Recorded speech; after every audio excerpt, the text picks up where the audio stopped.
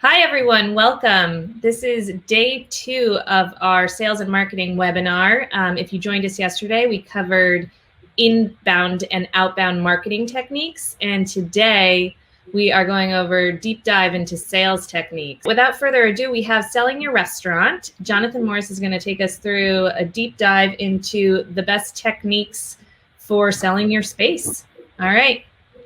See you, Jono. Thanks, Leita. Talk to you soon. Hello, everybody. My name is Jonathan Morris. I am the founder and CEO of Triple Seat. This is day 2 of our seminar. Yesterday, we talked about inbound and outbound marketing. And today, we're going to talk about what to do when you get those leads from your activities on the inbound and outbound. So before we kind of launch into this, I just kind of want to talk a little bit about, where we are in the sales process or in the sales funnel.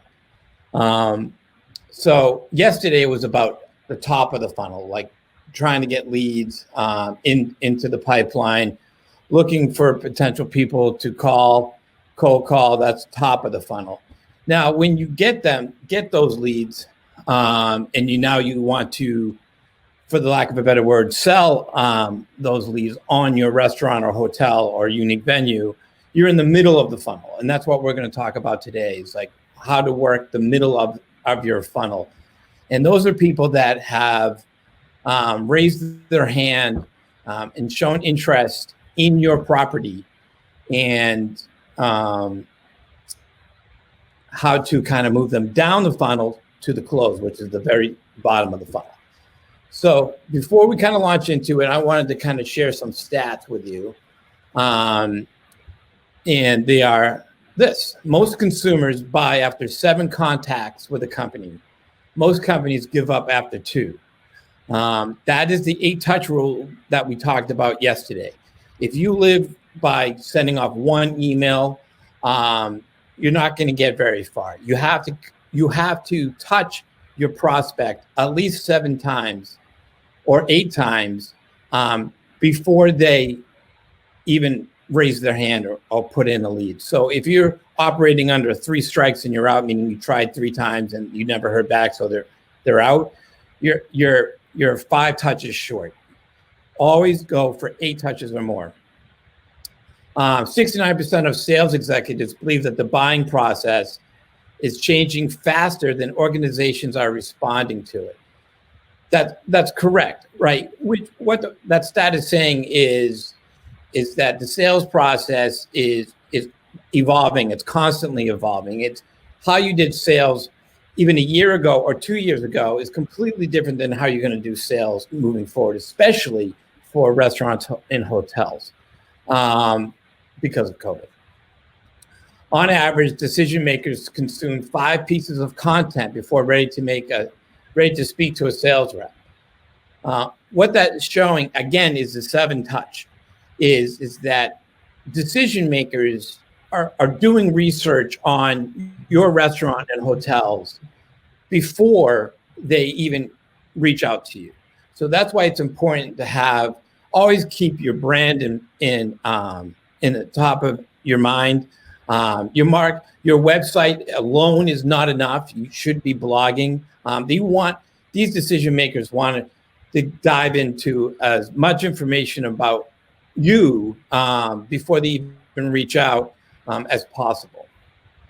Let's see, 93% of sales executives have not received any formal training on social selling. That's what we did yesterday. And what that really is saying is, like, how do you use Facebook for a one-to-one contact? How do you use LinkedIn if you're going after corporate? And like, how do you reach out? There's really been very little training on how to do that. It's been kind of left up to the salespeople to figure it out. And a lot of them, people do it incorrectly. So if you can train yourself on how to use social selling, you'll be very far ahead of your competition. 67% of buyer's journey is now done digitally. And what they're saying about the buyer's journey is that they're researching you, reaching out to you, and looking at all the information. And if they can buy directly online from you, that's even better. So we introduced something, not to pitch Triple C, but we introduced something to alleviate that, called Direct Book, where they can actually purchase your catering or your event space directly from your website, without having to kind of go through the rigmarole. Today's sales process takes 22% longer than five years ago. That is actually not a good stat. If the sales process is taking longer, it means we're putting more and more obstacles in the way of the buyer. And you want to alleviate as many obstacles as you possibly can to get to the yes and to get to the person to buying it. You don't want to drag out your sales process. And if you don't know what your sales process is, or if you don't know what your timing of your sales process is, that's where a funnel comes into play, where you can understand, like, how long does it take from the time I get a lead to the time I book the business? Is it a minute? Is it an hour? Is it 3 days? Is it 3 weeks?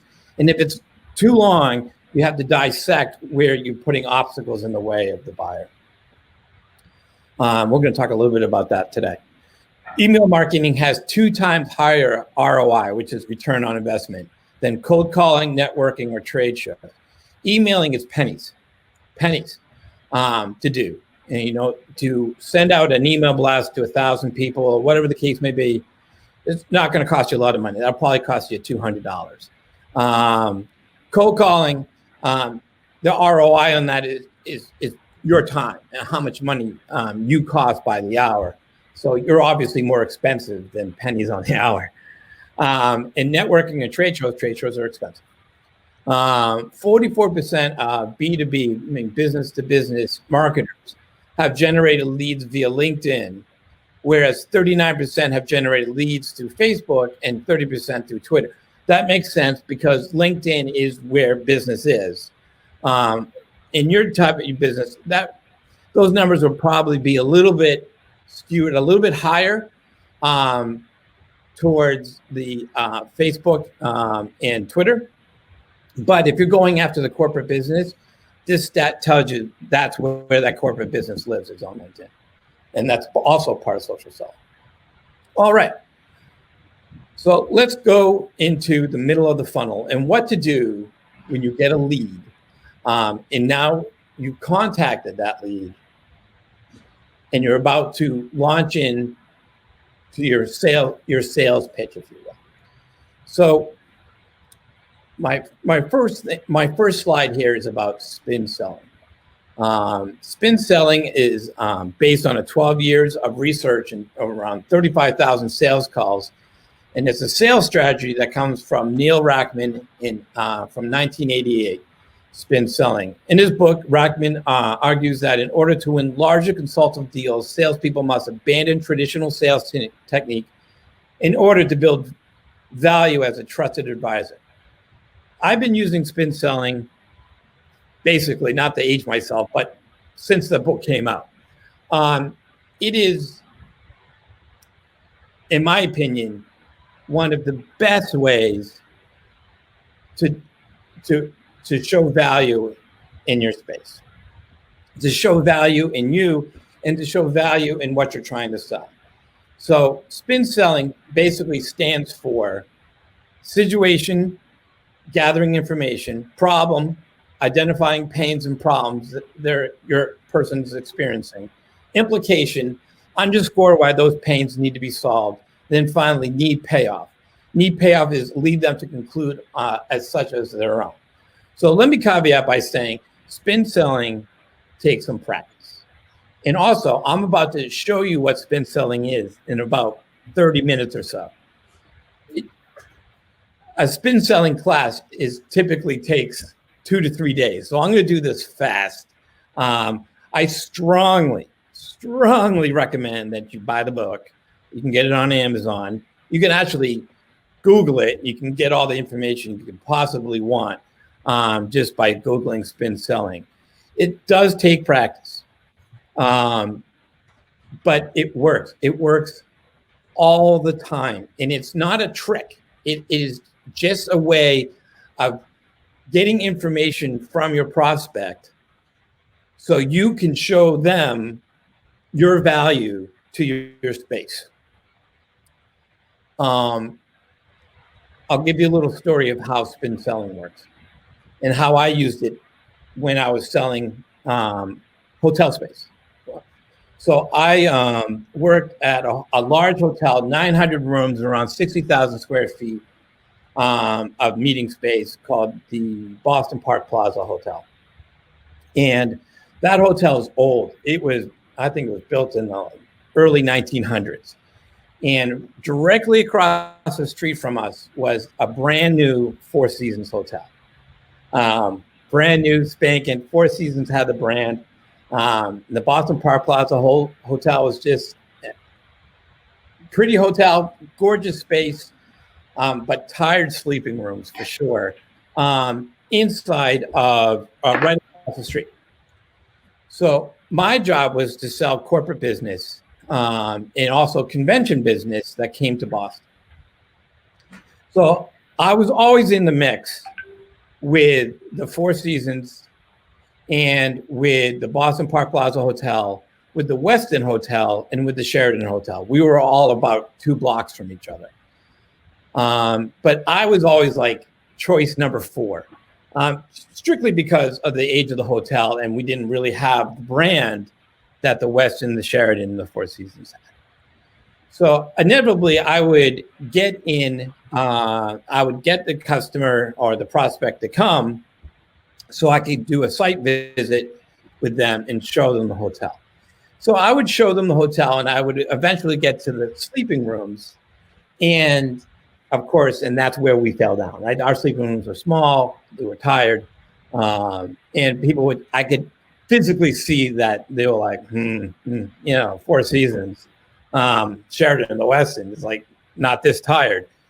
So I was losing deals right, left, and center because of the hotel, but there's nothing I could do about it unless I left to work for the Four Seasons. I can't change the wallpaper. So how spin selling helped me get most of the deals that when I was competing with them is I would ask questions. And one of the questions I would ask was, how much time are the attendees going to be spending in the sleeping rooms? And the answer to them was, well, none. They're just going to be sleeping here. They're going to do all the meetings in the meeting rooms. So they looked at me like it was a weird question, but I turned on the light bulb, because if they weren't going to spend any time in the sleeping rooms, then who cares, right? I also followed that up by saying, when you close your eyes, all the rooms are the same, which is true. So, but that's an example of using questions to help show the value and ferret out what's important to the person who's buying your space. With restaurants and hotels and unique venues, as much as you may or may not want to admit it, you're a commodity. Like your space, it might be spectacular. You might give great service. You might have fantastic food, but your competitors saying the exact same thing. They're not out saying, well, our food's great, but our service stinks, right? Everybody's saying the same thing to the prospect. They're saying, our food is fantastic, our service is great, and our space is awesome. Like, look at this chandelier, or look at this room, or look at this, or look at that. And that's the point of the site visit, right? Which is kind of show them how awesome you all are. But your competitors is doing the exact same thing. So it's really hard for the person who's making a buying decision to distinguish what makes you different from them. So when somebody does buy from you, I would say a large percentage of it is they're buying you, not necessarily buying the space or buying the service or buying the food or buying the brand. They're legitimately buying you. And why are they buying you? Because they're giving up their trust that you're going to be able to execute on their vision. And really, if you boil that down, it means they felt that you heard them and that you understand what their vision is and that they trust you. So there's a lot of talk about relationship building and how to do that. But again, Your prospect is going to seeing a bunch of different places, talking to a bunch of different people. And I would imagine those salespeople aren't jerks either, right? I'm sure they're wonderful people. But it's important that prospect feels that you understand what they need because they're putting their trust in you. So if this person's putting on an event for a board meeting, their job could be on the line if things don't go right. If they're planning a large convention, if you will, and you're the event planner, your job is on the line, or your company's on the line if the thing goes south. There's a lot of pressure on these people to make sure that these events that they're planning with you go off in a seamless fashion. I mean, it happened to me. I planned it. That's why I started Triple Seed. I planned an event with somebody, and it didn't go off the way I expected it to go off. And the event planner I lost their trust in them, and I never did their business with them again. And I started Triple Seed. It was that bad. But spin selling, by asking that simple question of like, how often are you going to spend time in the room? Because I knew our sleeping rooms were tired. Change the conversation. It wasn't important anymore. When she by me simply asking that question, the whole dynamic changed. Because they realized what was important was the meeting space. And we had the meeting space hands down. It was gorgeous. Sheridan Weston and Four Seasons, no offense to any of those people who are on this call today, are just boxes. They're just white boxes with rug. We had elaborate chandeliers and balconies and stages. It was amazing. So I won. I won the argument, and without even them bringing it up. But I knew that there was going to be an objection. So that's a short example of how spin selling works. And I'm going to show you how to do it. So let's go to the next slide. So there's 4 stages of a spin sale, right? As you begin to implement spin questions when talking to prospects, consider the life cycle of your conversation. Rackman says there are 4 basic stages of every sale. The opening, right? Everybody knows how to do this, right? Hello, how are you? You do a little chit chat. You get to know them a little bit better. This is where I would imagine everybody on this call shines. This is probably their number one place where they shine the most is on the opening, because it's personal and you're a good salesperson. So the opening is kind of like where you think you're the best at, and you probably are. Then there's investigating, and that's where spin selling comes in. And this is investigating. A lot of people confuse investigating with situation questions, and we'll get into that in a minute. Then finally, the third part is demonstrating capability. So if you're a technical person, this is the area where you do the demo, right? It's like kind of show like how this what my widget does, and this is how it works. In a restaurant and a hotel, this is the walk around. This is like showing people the room and showing them the kitchen or showing them whatever you want to show them when you do a site visit. And then finally, there's obtaining commitment. And that's the second half of this talk, which is the close. So spin questions, here are some examples of spin questions and how it works. So when you start with spin selling, it starts with situation questions. Now, situation questions are easy to ask. They sound like this. How many people are coming? What's your date? Can you tell me more about your event? What's your budget? What's your timing? Stuff like that. So those situation questions, they're super easy to ask, but they benefit you. They don't benefit them. When you've asked too many situation questions, when it starts to feel like you're getting the fifth degree, which people are just coming at you with tons and tons of questions, like you got a hot light on you, and all of a sudden people asking all these questions. A lot of times when you ask too many situation questions, when we can get back together, you can see it. Their shoulders start to slump. They actually start to pull back. They get annoyed. They get fidgety. When you see those kind of body reactions, you've asked too many situation questions. Typically, you can only ask around 3 to 5 situation questions the whole entire time. And when you ask them and how you ask them is important too. You should ask your situation questions in the beginning versus the end, because if you do it in the end, it looks like you weren't listening. If you do it in the middle, you're kind of interrupting the flow of what they're thinking about. So you kind of want to get your situation questions, and remember, you only have 3 or 5 of them out of the way.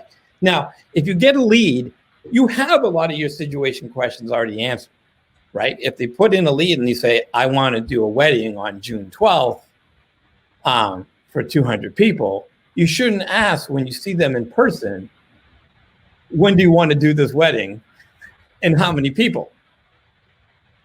Because the situation questions are answered for you. And if you launch into that,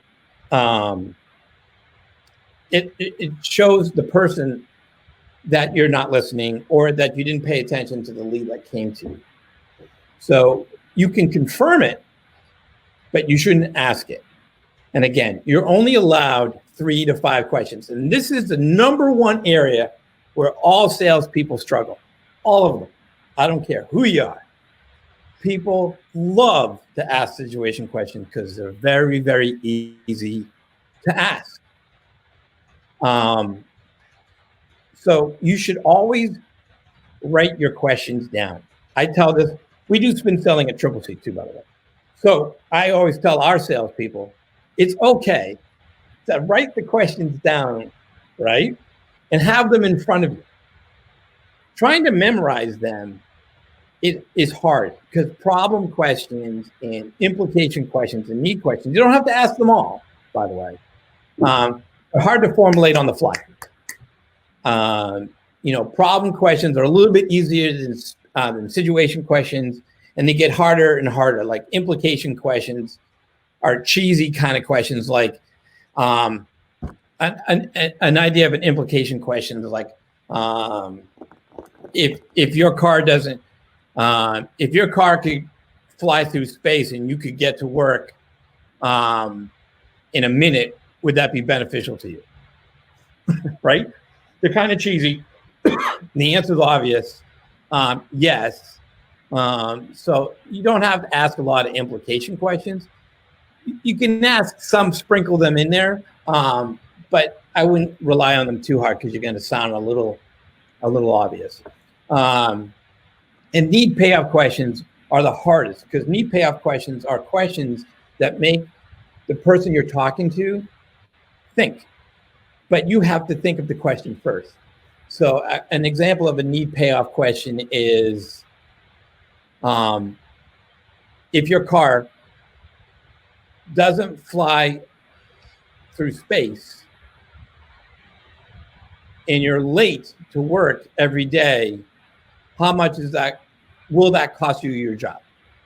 Oh, well, shit, I never thought of that. Like, you tell me if I'm late because I don't have a car that flies through space, I'm going to lose my job? Well, damn. So that's how need payoff questions work. And again, those it can be a little cheesy if you use them too much or if you ask them the wrong way. So what I tell my salespeople and what we train my salespeople on is to come up with spin questions as a group. Like sit down and do a little brainstorming on spin questions. And I like to collect spin questions, to be honest with you. They're all throughout the web. You can just Google like what are good spin questions and you'll see a bunch of them. Unfortunately for hospitality, there's not a lot. There's a lot of technical, like, B2B type of spin questions that don't really apply to hospitality. So I took a few minutes and came up with some spin questions that are here as examples but you can borrow on this. You can, like, it's really helpful to sit down with a bunch of people and come up with some spin questions and then ask those spin questions and see how it resonated. Remember, when you come up with spin questions, the reason you're asking these questions is you don't want to ask questions just to ask questions, right? You want to ask questions because you want to show the value of what you can provide for them. So don't ask a question like, how important are high ceilings to you if you don't have high ceilings, right? I see it all the time.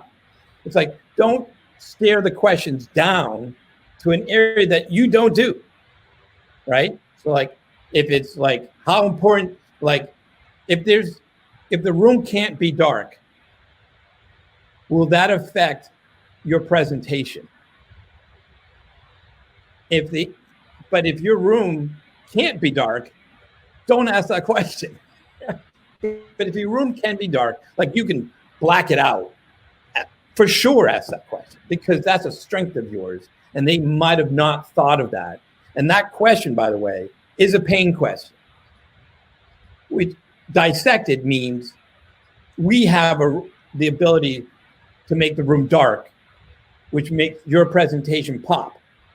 Versus if you look at the restaurant down the street, they're all glass and you're going to get sunlight coming in. You might have not have thought of that. Okay, so examples of spin questions are, can you tell me more about your event? This is kind of a situation question, but not really. It's an open-ended question. You might hear that in sales, like, don't ask open questions or ended questions. That's kind of passe. But this is an open question. So before I go into the rest of these, I forgot to mention that it is insanely important that you listen. I think I put on the previous slide here. God gave us 2 ears and 1 mouth for a reason. There's a reason I put that there. It is so important that you ask the question and don't say a word. Ask the question, don't answer it for them. Just be quiet. It's okay to have a pause in the conversation. It really is. A lot of salespeople are super uncomfortable with pauses. And what they do is they answer their own question, right? So it's like, when you see it, it's like, oh, all that person is doing is thinking. You ask them a really good question. You got to give them a second to think, right? If you interrupt their thought and you answer the question for them, you don't know what gold was going to come out of their mouth. You interrupted it, and now you just wiped out the value of that question. So ask the question, stay quiet. The second part of this is write the answer down. Don't just look at them and be, oh yeah, okay. And then launch into some weird sales pitch. Like, if you ask them, again, is it important that the room is dark? And they say, yeah, it's super important. And then you go, well, our room is dark. Yay, success, I got it. Our room is dark. Let me tell you about our room is dark. Don't do that. All you have to do is say, oh, okay, great. And write it down. And I'll tell you why in a second. Just write it down. And then say, I just have a couple more questions I just want to ask you. And is that okay? And the reason you want to do that is you want to take their temperatures. You don't want to annoy them, but you do want to get through some of your questions. Sometimes I start with this as like, hey, listen, before I kind of show you the space or I tell you about the restaurant, it's important that I understand what your vision is. And so I have a few questions I'd like to ask you. Are you okay with that? And that's my first situation question I ask. And that's how I start. That's how I start almost every single sales call I've ever had.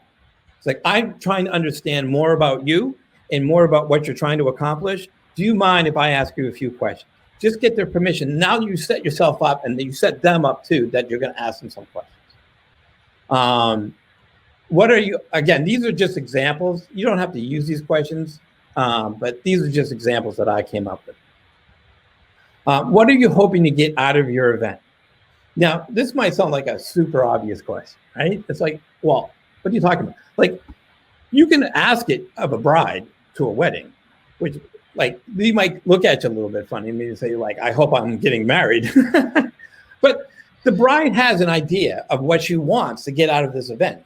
I would imagine her answer would be that that her guests have a great time, that it goes smoothly, that, you know, that if there's rain or if there's something else, that how the, you know, something like that. Just ask it, see what they say. Don't prejudge the question or prejudge what the person's going to say.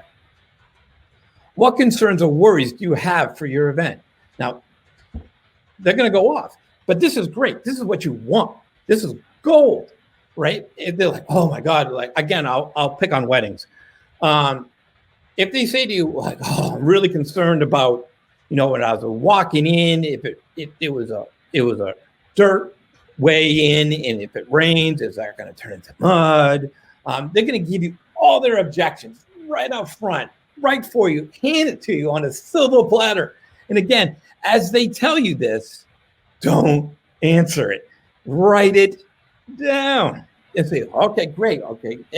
And people want to see you writing your responses down, because it shows that you're listening and that you're taking them seriously. It's not a trick. It's not like a thing. You should legitimately be writing these things down. And it makes the person across from you, builds their trust in you, that you're taking them seriously. I have notebooks and notebooks and notebooks of questions I've asked and answers that I've written down. And I have pads and pads of paper. You don't have to get fancy about it. Just write it down. Have you done this event before? Clearly don't want to ask that of a bride, but have you done this event before? What was successful? What was not so successful? Again, it gives them an opportunity to tell you, yeah, hey, I've done this board meeting before. I did it down the street. This really, or I did it in a different state, and this is what I really liked. Oh, but this, you know, I was a little edgy on this part. Great. Again, they're giving you gold. Would it help if? This is a problem question, even though it's disguised as helping. But would it help if it kind of comes in, is like they say, they give you an objection, and you're now answering that objection by saying something that you can do, and you want to see if that's going to help them. Now, again, when you ask that question, don't answer it for them, just be quiet, because they might tell you no. And that's okay. Scratch it off your list. Don't talk about that, right? If they tell you, if you ask, would it help if I did this? And they come back to you and say no. Well, when you're doing the site review or you're putting in the proposal, don't tell them that you're going to do that because it's not going to be helpful to them. So it's an area, it's a landmine, and it's telling you it's a landmine, not to step into it. Can you describe your vision for your event? Very similar to 1 and 2, just worded in a different way. And finally, what is most important to you? That's an important question. And again, this is showing that you're listening to them and that you want to make sure that what's most important to them, you're delivering. So again, these are just examples. I'm not saying you have to use any of these at all, but I do strongly recommend that you get together as a group and start formulating your own spin question library. And at Triple Seat, we probably have, I would say, about 100 spin questions between situation, problem, implication, and need. We have 100, and what we do is we write situation and we put them down, then we write problem, then we put them down, and then we write implication and put them down. Now, it's important in the order that you ask these questions. As I mentioned earlier, you don't want to all of a sudden ask them, like, what's most important to you? And then launch into, what's your budget? Right? It breaks the flow. And it's Now, a situation question can be like hurt you because you're not showing that you're listening to the person, and you've kind of gone astray. And remember, situation questions benefit you, not them. So that's why a lot of people don't like situation questions, because they know they're giving you information without getting anything back. Now, some of the questions I get is, what do you do with a hostile witness? Right? What do you do when you say, hey, do you mind if I ask you a few questions? And the person goes, I don't have time for this BS. Just tell me how much the space is and blah. It's okay. It's okay. People are impatient. Such is life. But there's an easy way to bounce back from that. All you have to say is, hey, listen,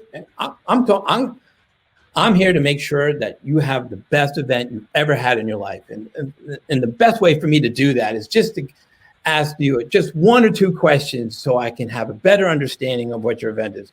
And, show some patience with me, I beg of you. And then I'll get right to it. I've never had a person say, that's it, I'm out. And they walk out of the building, or they like disappear. Or they're like, this place stinks, right? Nobody does it.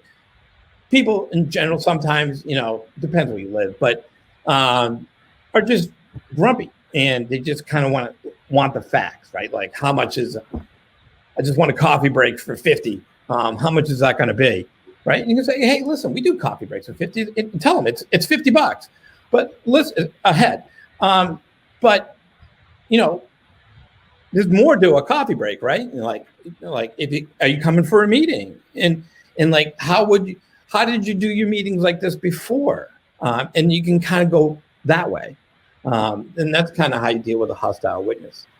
So that's kind of like the framework of spin selling. And again, typically this takes about 2 to 3 days to get through, to learn how to ask these questions. But I strongly urge you either to buy the book or to Google spin selling and just kind of like self-teach yourself. And spin selling doesn't come naturally. It takes practice. And it's okay if you screw up asking questions when you're talking to somebody. You're human, they're human. You just, it happens. Don't beat yourself up over it, and don't say, this is stupid, this stinks. I got to tell you, I beat the Four Seasons, Sheraton, the Westin 80% of the time. And I never had a discount, right?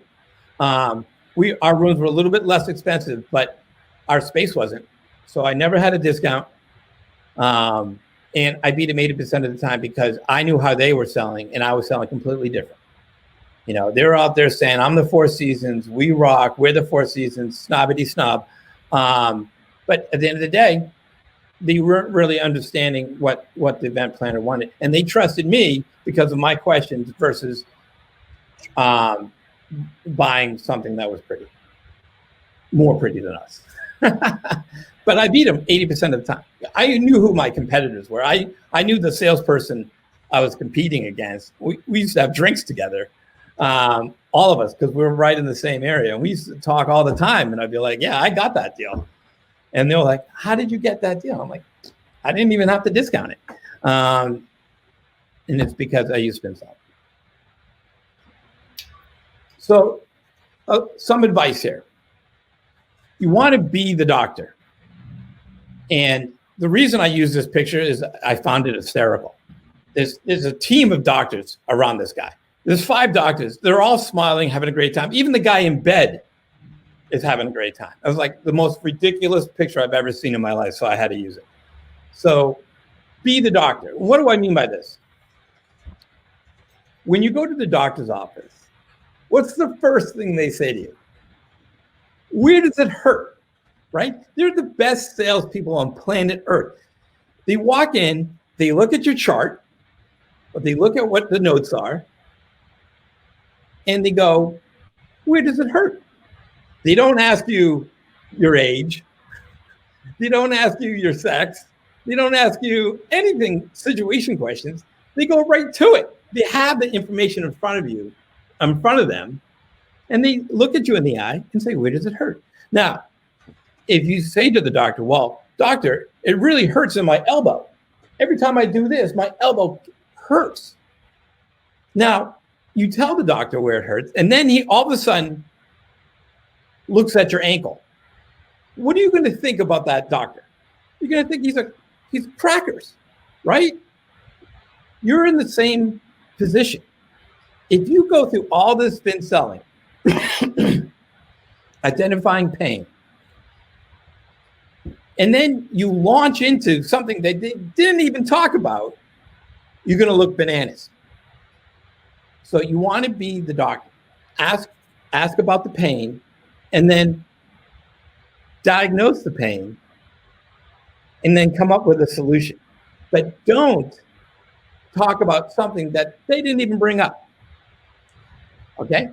Remember, if you go to the doctors and you tell them your elbow hurts and you start talking about their ankle, you're the crazy one. So don't wipe out everything you did with spin selling by being stuck on your sales pitch. On like, my restaurant is awesome, and our food is awesome, and our service is awesome. I just spent 10 minutes with you telling all this stuff, all these questions. What are you talking about? So you have to show you've been listening before you sell. So what you want to do is, now you have the notes, and what they gave you is a sales roadmap.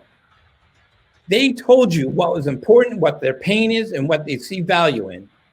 Use it. You have a sales roadmap. What I do, and it works all the time, and again, this isn't trickery, is I repeat it back to them. So I look at my notes and I say, oh, okay, so these are the end of my questions. Before we I tell you a little bit about the restaurant, I want to make sure I understood everything. So what you told me was important to you is a room with a high ceiling. You want to make sure the food comes out hot, and the hot food comes out hot, and the cold food comes out cold, and you only want one server in the room the entire time. And it's super important to you that the room is dark, because the presentation can't have any light on it because of the LCD projector. Did I hear you correctly? Is there anything else I missed or you would like to add? That is how you end it before you start it with the sales. Repeat back to them that you heard what they told you, and you can read it off of your notes. What I typically do is, as they're talking to me, I do a lot of that sounds okay, and then I'm writing as I'm saying that. I look them in the eye. Okay, good, I got that. And I put it all, and I kind of list it out. So when I go to say this to them, that's what I'm saying. Like, okay, I got it, and then I repeat it back. As an example, thank you for telling me about your event. What is important to you is X, Y, and Z. Did I miss anything? Is there more you would like to add? Super important that you add that last question. Then you want to ask the prospect if you heard them correctly. And then finally, like I said, you want to use the spin as your roadmap. And then when you get to finally show them the restaurant or talk about their event, you want to always pull in what they told you. So using that example of a dark room, when you get to the dark room, you say, well, according to what you told me, a dark room was important. This is our darkest room, and let me show you why it's so dark, right? Pull the shades down, turn the lights off, do what you got to do, right? If you don't have them there in person, you can show them a picture, right?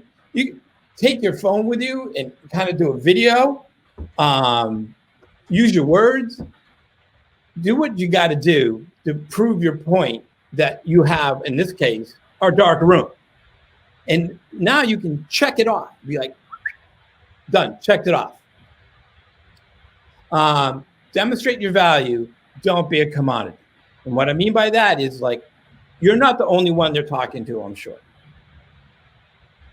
Your competitor is not going to use spin selling, and they're going to be out there telling people how great and awesome the food and service is. You're not, right? So you're adding value. You have to demonstrate your value. Again, using the dark room, the value you bring isn't the food in this particular case. It's the fact that the room can be dark. So that's what you want to sell towards. And at the end of this, your demo and stuff like that, you want to go for the trial close, which is, okay, were you satisfied, or do you think what I just showed you, dark room, good food, service in the room, all that kind of stuff, did I check all those boxes for you? And when you ask that question, be quiet. They're going to give you an objection, or they're going to give you a deal, right? Or they're going to give you nothing. And if they give you nothing, it's okay to circle back. If they give you nothing, at the end it was like, no, this looks good. You missed. And it's okay to say, I feel like I didn't do a good job on you. And I feel like I missed something. What are you feeling? Where did I go wrong? What don't you like, or whatever the case may be, about what I showed you or what we talked about? And then be quiet. Objection is coming, right? And it's okay. You want objections. Objections are good. They're engaging with you, and they're telling you stuff. And that means they're trusting you, and you can answer those objections. Versus, it looks pretty good. Yeah, I like it. This is really nice. You're going to walk away saying, I've got the deal. No, you don't. No, you don't. Because you want an objection in some way, shape, or form. The only other response is like, yeah, let's do this, right? But that's kind of rare. So, but you kind of want the objections. You want to get everything out of the way, because you're going to send them a proposal, right? And you want to make sure that you send a proposal that identifies the needs that they told you earlier. But you want to, now that you've got the objections, you can answer those objections on that proposal too. All right. Some spin tips, and then I think we'll go to question. Yeah. So some spin tips. Like I mentioned before, don't ask a lot of situation questions. Examples are, what's your budget? How many people are attending? Which date? What's your budget, by the way, is very much, I'm sure a lot of people don't know what BANT is, B-A-N-T. BANT is an IBM acronym. It stands for Budget, Attributes, Needs, and Timing. It's a qualification question. And people don't like to be qualified. I don't like to be qualified. So asking what your budget is, while it's important to you because they might not be able to afford the space that you're selling, doesn't mean they're not qualified. Maybe they want to do this spectacular event on a Saturday, but their budget is for soup. It doesn't mean you can't do it. It just means you can't do it on Saturdays. And say, hey, listen, I understand what you want to spend and stuff like that. Got it. Those dates, are more expensive. So why don't we consider this date or this time? A lot of my job when I was at the Park Plaza Hotel is it wasn't necessarily selling the hotel in the space. It was moving their event. I spent so much time convincing them to do it on a different day. But because I had all this information that they wanted the dark room, they wanted this, they wanted that, they were willing to change their date because I had what they needed. And they trusted me to make sure their event was going to go off. So therefore, they were more flexible with their date. Don't ask too many problem questions. How difficult is it? Would it be a problem if this? You can use the word problem, by the way, in problem questions. Again, those are better questions than situation questions. But if everything is a problem, it's like shit. Listen, get super comfortable with pauses in the conversation. I can't tell you the strength of a pause, the strength of just not saying anything. It's a skill. You got to learn how to do it. But it is unbelievably strong. Watch comedians. Comedians are super comfortable with long pauses. If you like a comedian, you can pick it up, and you can see the power in it. Objections are your friend. Embrace them. Don't be concerned about objections. They're engaging. It's when you don't get objections that you should be worried. If your mouth hurts after a sales call, you talk too much. My mouth is hurting. I know I'm talking too much. Be real. Be yourself. Don't be this fake person or trying to be robotic going through this list. Be yourself. Be real. You're there for a reason. You're good at what you do. Be yourself. Write it down. I think I've emphasized that enough. And then finally, get a commitment to book with you or schedule a time to talk again. I can't emphasize this enough. When you're done, get a clear next step with a date and a time. If you leave it with, I'll send you a proposal, that is not a clear next step. I'll send you a proposal and let's talk on Tuesday at 3:00. That's a clear next step. And the reason you want to do that is if you don't do it, you're in the follow-up game. You're in the just sending an email, following up to see if you got my proposal, see if you have any questions.